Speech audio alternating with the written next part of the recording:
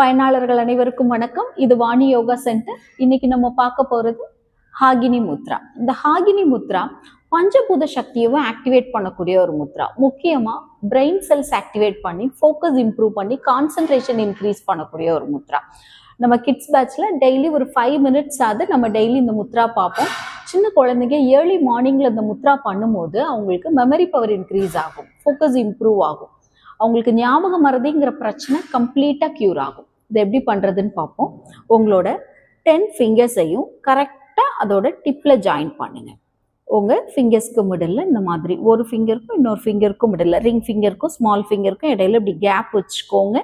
கரெக்டாக அந்த டிப்பில் டச் பண்ணுற அந்த ஃபீலோட பண்ணுங்கள். மிடில் ஒரு பால் இருந்தால் எப்படி நீங்கள் ஹோல்ட் பண்ணுவீங்க அதே மாதிரி இந்த முத்ரா பண்ணுங்கள். ஒரு 5 மினிட்ஸ் ஏர்லி மார்னிங்கில் ஒரு 5 மினிட்ஸ் நீங்கள் இந்த முத்ரா பண்ணும்போது உங்கள் மெமரி பவர் இன்க்ரீஸ் ஆகும், பிரெயின் செல்ஸ் ஆக்டிவேட் ஆகும். கிட்ஸுக்கான ஒரு முக்கியமான ஒரு முத்ரா இந்த ஹாகினி முத்ரா. அனைவருக்கும் வணக்கம்.